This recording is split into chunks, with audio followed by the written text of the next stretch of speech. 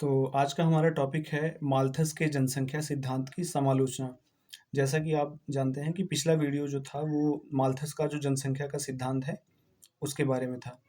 तो आज हम चर्चा करेंगे कि माल्थस का ये जो जनसंख्या का सिद्धांत था उसकी क्या-क्या कमियां थीं, उसके क्या-क्या दोष हैं।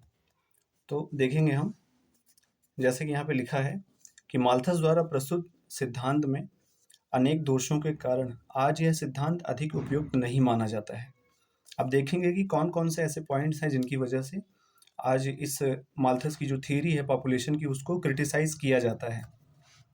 तो पहला पॉइंट है इसमें कि प्रत्येक समाज में जनसंख्या में होने वाली वृद्धि ज्यामितीय दर से नहीं होती। विभिन्न समाजों में जनसंख्या वृद्धि की दर एक दूसरे से भिन्न-भिन्न होती है। दूसरा पॉइंट है इसमें कि यह कहना भी सही नहीं है कि खाद्यान्न का उत्पादन सदैव गणितीय अनुपात में होता है। कृषि की नई प्रविधियों और प्रौद्योगिकी में विकास होने के साथ ही खाद्यान्न में उत्पादन की दर भी तेजी से बढ़ जाती है। देखिए जैसे-जैसे जो है अ, क खेती करने के नए-नए तरीके, नए-नए मेथड्स लोगों को पता चल रहे हैं, टेक्नोलॉजी में जैसे-जैसे डेवलपमेंट हो रहा है, तो उसके चलते जो कृषि उत्पादन है, जो खाद्यान्न उत्पादन है, वो भी बड़े पैमाने पर हो रहा है। अगला पॉइंट हम देखेंगे।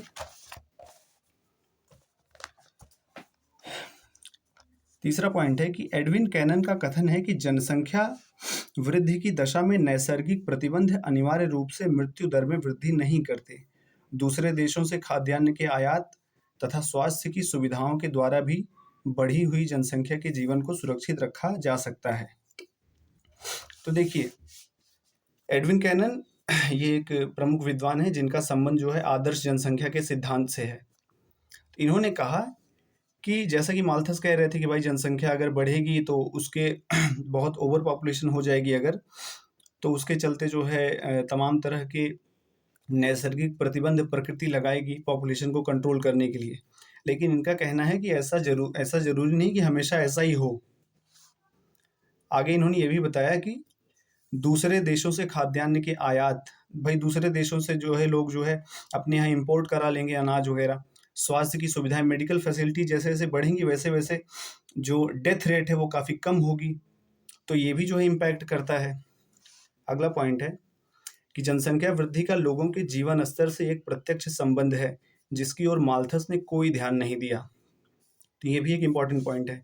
अब देखिए यहाँ पर मैंने नोट करके लिखा है, किसी समाज में जैसे-जैसे जीवन स्तर ऊँचा उठता है, जन्म दर में अपने आप कमी होने लगती है। तो ये बहुत ही इम्पोर्टेंट पॉइंट है।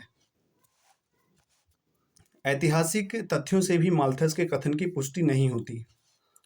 और देखेंगे छठवां पॉइंट, कई आलोचकों का मानना था कि माल्थस का सिद्धांत हमारी क्षमताओं और हमारे भविष्य के बारे में बहुत निराशाजनक दृष्टिकोण रखता है। सातवां पॉइंट है इसमें कि यूरोपीय देशों में औद्योगिक क्रांति और वैज्ञानिक नवाचारों के कारण विकसित देशों में खाद्य उत्पादन की क्षमता कई गुना बढ़ गई, जिसे माल्थस ने नहीं समझ सके। इसलिए जनसंख्या के बारे में माल्थस की भविष्यवाणी झूठी साबित हुई। तो ये थे कुछ पॉइंट्स जिनके आधार पर माल्थस की जो पॉपुलेशन थियरी है उसको विद्वान लोग क्रिटिसाइज करते हैं। तो ये था माल्थस का जो सिद्धांत है पॉपुलेशन का, उसके बारे में जो क्रिटिसिज्म थे वो मैंने आप लोगों को बताए। इसके अलावा किसी भी सोशियोलॉजी के किसी भी टॉपिक पर अगर आपको वीडियो चाहिए तो आप कमेंट कर सकते हैं। जो भी आपकी क्वेरीज होंगी उनको सुना जाएगा, और जैसा भी होगा आगे आपको जो है आने वाले वीडियोस में बहुत सारे जो भी होंगे हेल्पफुल तरीके से आपको समझाया जाएगा। देखिए मेरा पर्पज़ है कि आपको मैं आसान तरीके से समझाऊँ।